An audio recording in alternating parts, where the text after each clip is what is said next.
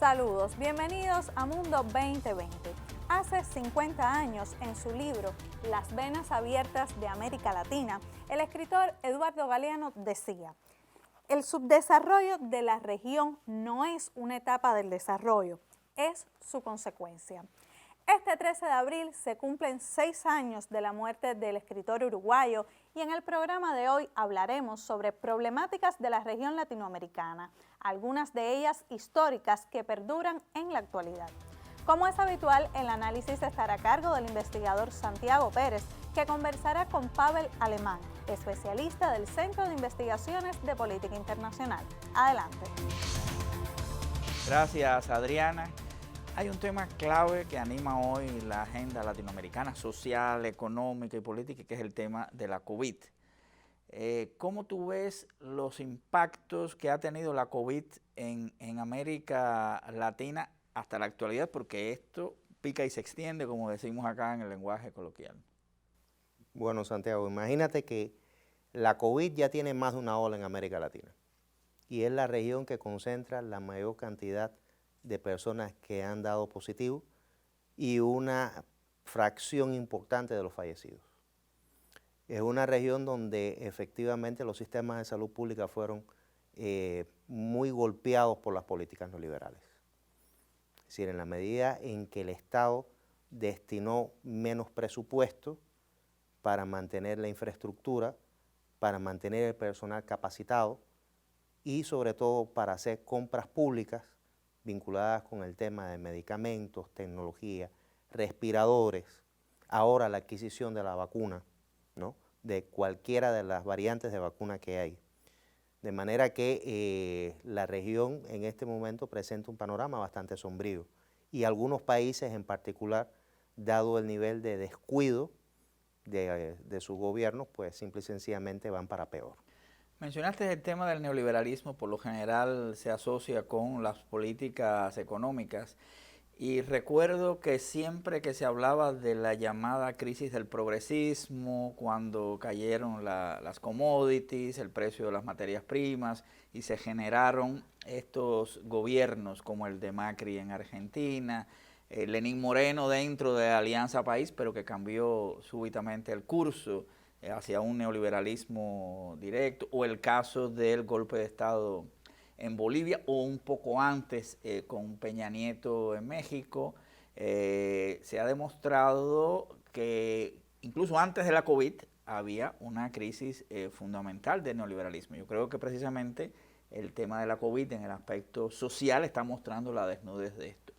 No sé si te quisiera referir al tema económico y la crisis sistémica que al menos se ve del neoliberalismo, lo cual no quiere decir que haya, a mi juicio, nada que lo esté sustituyendo. Aquí en lo fundamental habría que ver que la sociedad latinoamericana, por lo menos la población económica activa, una buena parte de la cual no tenía una relación laboral estable, sino todo lo contrario, lo que tenían era en una buena medida trabajo informal.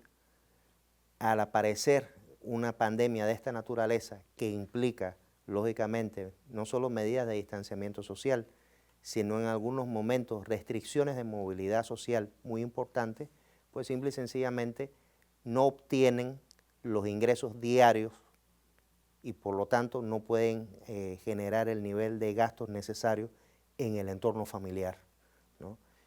Así que eso es en cuanto a la cobertura que tienen estos trabajadores informales, porque realmente los estados en la realidad generaron políticas públicas para tratar de garantizar en parte el sustento económico, pero de aquellos trabajadores que sí tenían un empleo estable, formal. No, y la lógica neoliberal en función de las exportaciones, en función de un vínculo con el capital transnacional, muy poca atención al mercado interno, a diferencia de lo que pasó precisamente en los países de corte progresista, lo cual llevó a un enriquecimiento, lo que sabemos, ¿no?, lo que Galeano dice en su libro, enriquecimiento de las élites y un empobrecimiento significativo de los sectores mayoritarios. Ahora, aquí hay también otro factor que a mi juicio al menos es muy característico de esta coyuntura, y es el tema de la renuncia por parte ya de las clases dominantes latinoamericanas al empleo del expediente de la democracia representativa para lidiar con los conflictos sociales que siempre han existido. No sé cómo tú estarías viendo el incremento del autoritarismo en América Latina ante una situación de crisis. Bueno, en este momento hay un problema serio de gobernabilidad.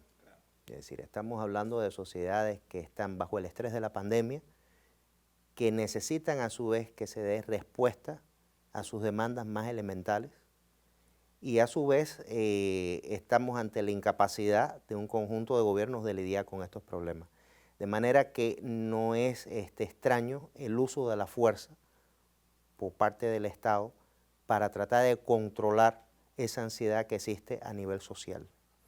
Y eso, por supuesto, va acompañado también del desmontaje, del ataque, del liderazgo de aquellos sectores de oposición. Claro, incluso hablamos mucho del tema del lawfare, es decir, cómo emplear los mecanismos judiciales para descabezar la izquierda, para evitar el retorno de dirigencias progresistas, que viene siendo novedoso, ¿eh? Bueno, el caso de Brasil ni hablar, después hablaríamos, el caso de Ecuador, Bolivia y tal, porque antes se usaba de una manera mucho más directa y mucho más obvia los elementos militares, los golpes de Estado y tal, ¿no? Galeano habla mucho de eso en su libro.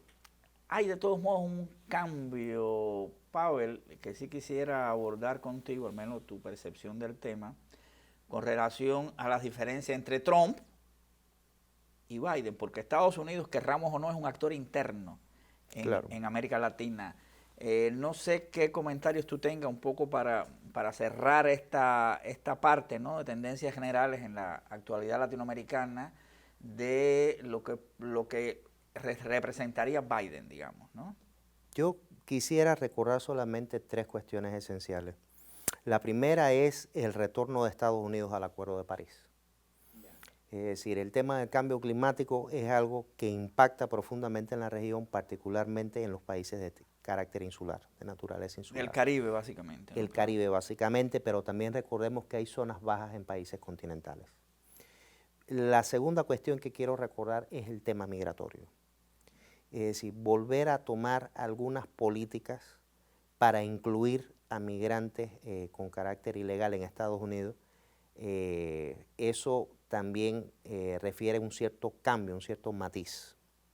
Aunque queda claro que hay una invitación a no emigrar a Estados Unidos masivamente. Eso es muy importante, perdóname que te interrumpa, para los países de Centroamérica y México, ¿no? Que a veces en el análisis obviamos a Centroamérica. Pero fue ¿no? dicho Sí. explícitamente por Biden, y Biden creo que él mismo hizo la comparación con respecto a Trump. Dice algo más o menos así como, bueno, la gente cree que soy un buen tipo y por eso quiere emigrar para acá, ¿no? Bueno, qué bueno que la gente cree esto. Y hay una tercera cuestión que a mí me parece que hay que mencionar, ¿no?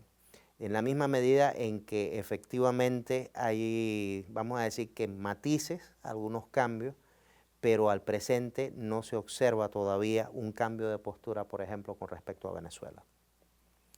Es decir, habría que ver, salvo alguna sanción que de repente fue eliminada a alguna empresa vinculada con el sector extractivo petrolero en Venezuela, pero en la realidad no se ha notado todavía un cambio en lo fundamental de política hacia ese país sudamericano. No, tampoco hacia Cuba.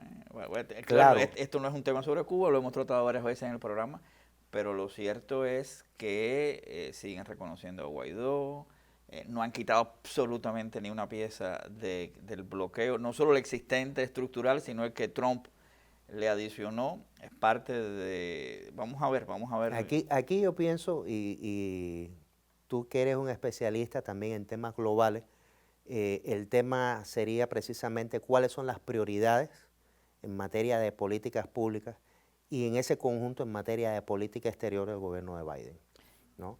¿Me permites hacer un comentario antes de pasar a la segunda parte del programa?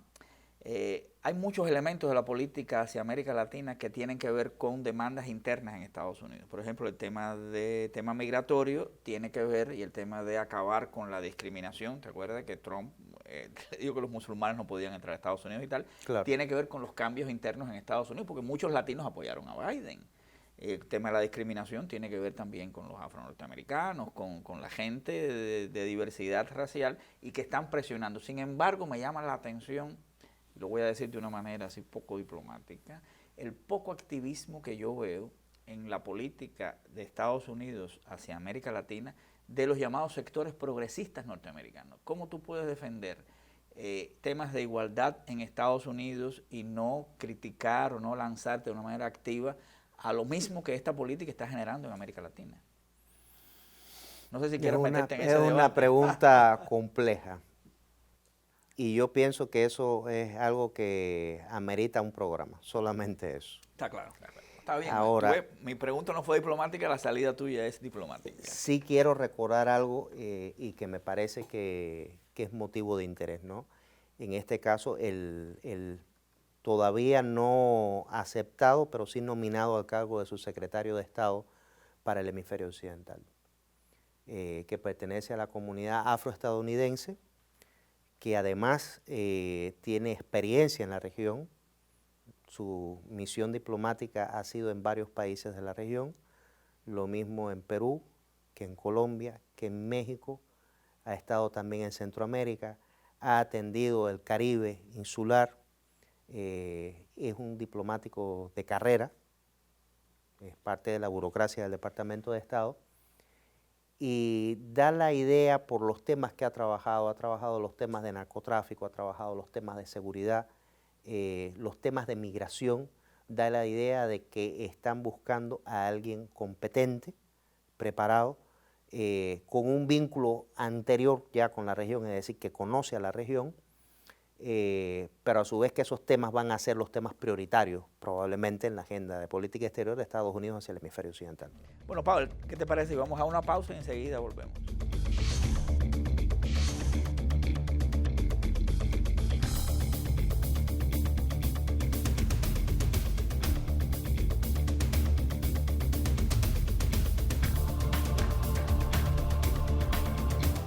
En Mundo 2020, hoy profundizamos en la situación de América Latina. En la primera parte del programa, los expertos se referían al impacto de la pandemia de COVID-19.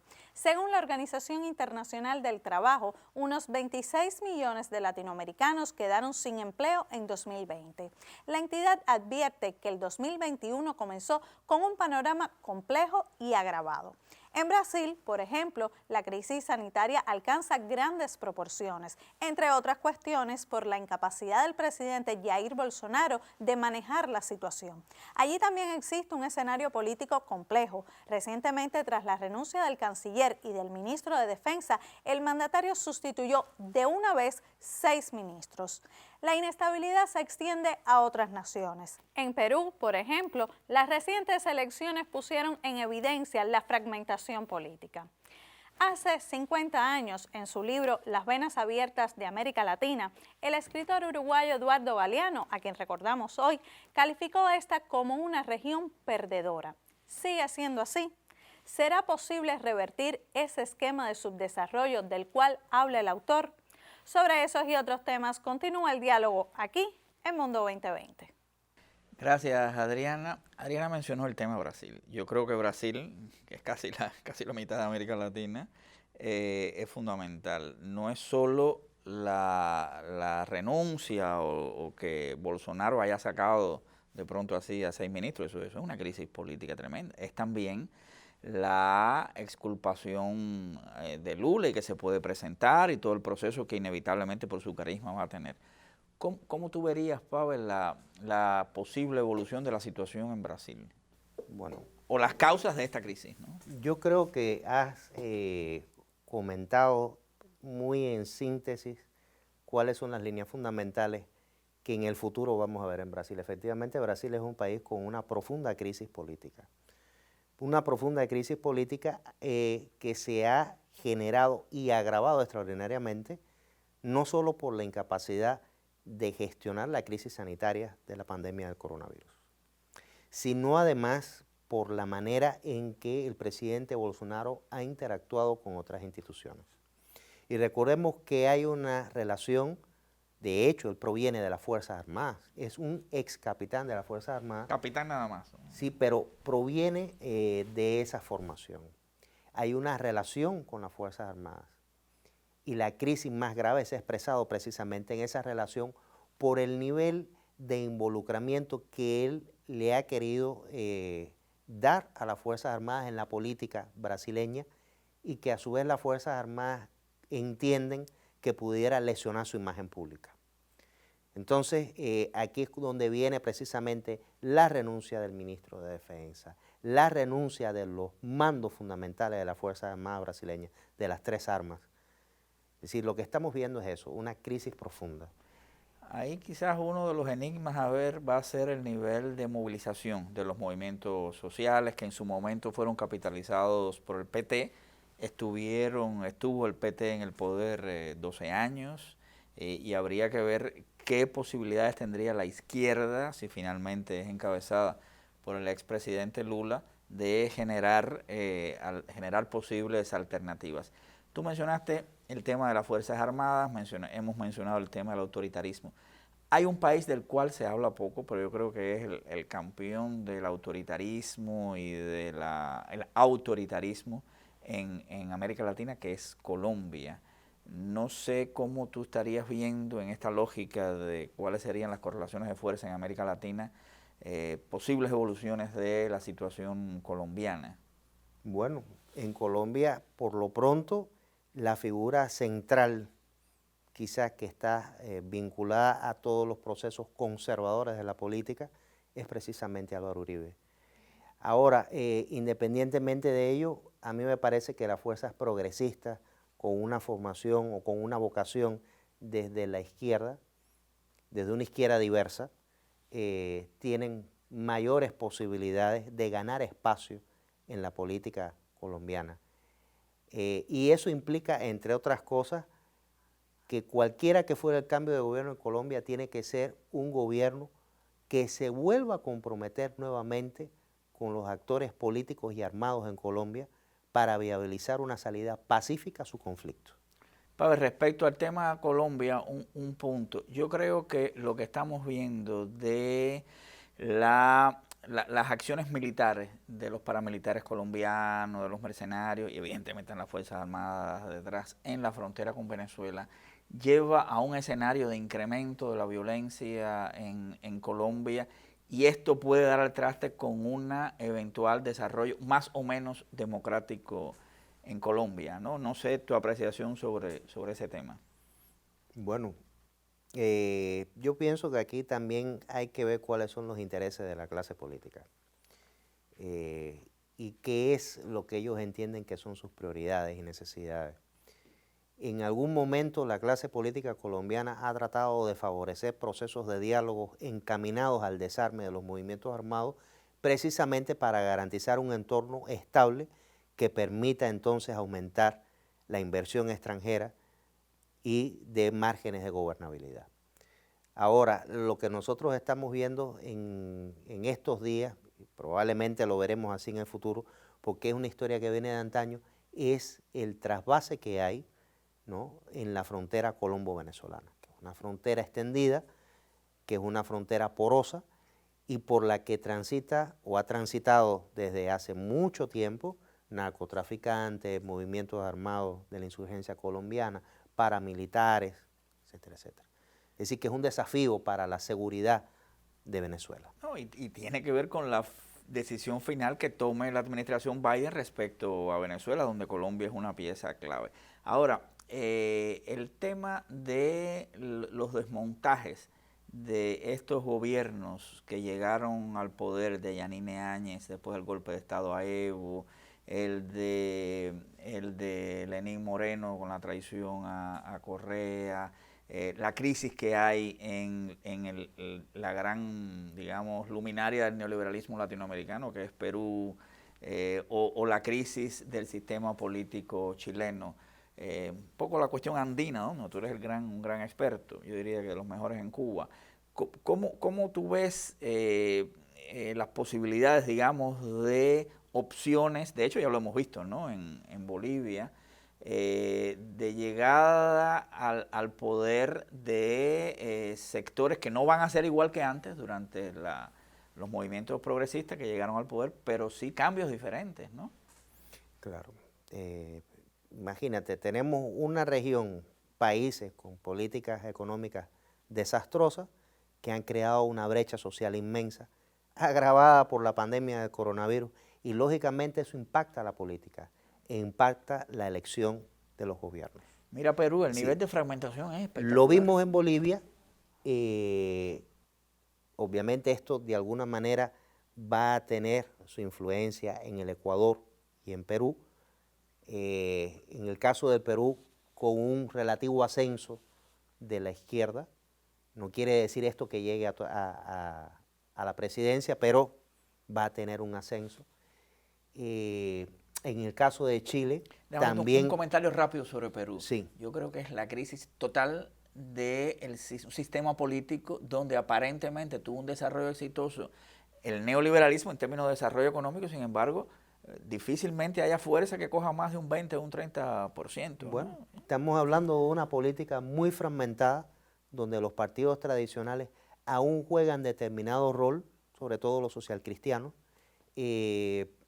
También deberíamos decir que es un país donde los outsiders, los que vienen de fuera de la política, entre comillas, ¿no?, que están constantemente fundando nuevos movimientos o nuevas fuerzas políticas de cara a los procesos electorales, y esa es la corta vida que tienen, y más allá. Pero en lo fundamental estamos hablando de un país donde quien llegue a la presidencia va a tener grandes retos, va a tener un Congreso muy fragmentado, va a tener una presidencia con el temor de un proceso de vacancia parecido al que le hicieron a Vizcarra. Entonces, a PKK, a todos. Pero perdón, te interrumpí, yo iba a hablar del tema chileno, que es otra de las vitrinas del neoliberalismo, y realmente subieron un 20 y tanto % el precio del transporte, y el país se fue casi que a la insurrección. Bueno, ahora va a cambiar, supuestamente va a haber un referendo para cambiar la constitución de Pinochet. En ciernes, ha cambiado de fecha ahora para mitad de mayo, un proceso para una nueva constituyente en Chile. Hay que seguir de cerca esto. Yo creo que hay grandes expectativas, sobre todo de superar la constitución de la época de Pinochet, ¿no?, que es además la constitución que abre el espacio, el marco jurídico, ¿no?, que propicia el marco jurídico para todo un conjunto de políticas precisamente de carácter neoliberal. Me parece que tú nos estás ilustrando un panorama latinoamericano que es un mentiz completo, no solo tú, sino que la realidad ha sido así, a aquellas ideas peregrinas que vinieron a partir del 2015 de que América Latina había entrado en una etapa de desmontaje de las experiencias de los países progresistas. En inglés ellos le llamaron the pink o the rose evolution, algo así, que es decir que los movimientos rosados que habían llevado los progresistas, no rojos, rosados, que habían llevado los progresistas en América Latina estaban de capa caída, y que se venía una democracia liberal, neoliberal, exitosa. Se ha visto que no ha sido así. ¿Tú percibes la posibilidad de un nuevo ciclo de gobiernos progresistas en América Latina, lo cual en términos de política exterior implicaría incremento de la integración latinoamericana? Es el correlato, ¿no?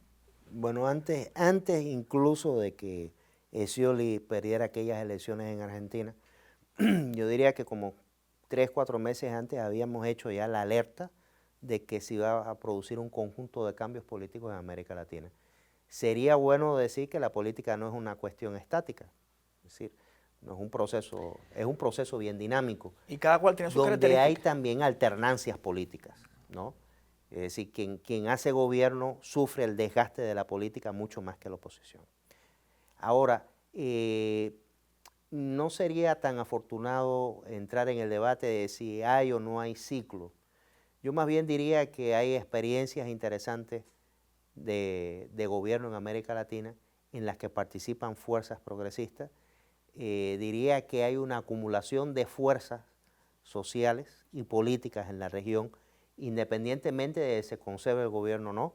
Es decir, ese fue el enfoque que asumimos hace unos digamos, 4 o 5 años, cuando todavía no se veía el nuevo cambio de gobierno que se está dando en la región, que incluso también lo habíamos previsto, a partir precisamente de esa acumulación de fuerzas que había en la región, ¿no? De experiencias.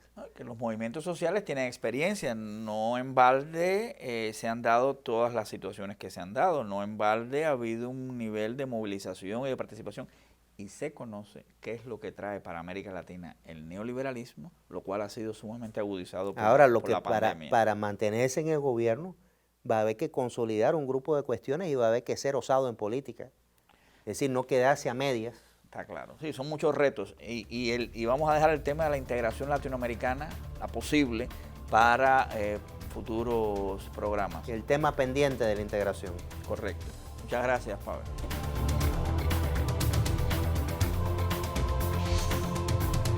Gracias a ambos por compartir con nosotros estas reflexiones. Seguramente en otro programa conversaremos sobre otros asuntos que por cuestiones de tiempo no pudimos profundizar, como las recientes elecciones en Ecuador. Hoy no solo hemos hecho una panorámica sobre la situación actual de la región, sino que recordamos el clásico de Galeano, Las venas abiertas de América Latina, a 50 años de su primera publicación. Bien lo decía el escritor uruguayo, como entonces, ahora también se abren tiempos de rebelión y de cambio. Así nos despedimos. La próxima semana los esperamos para mirar el mundo con 2020. Nos vemos.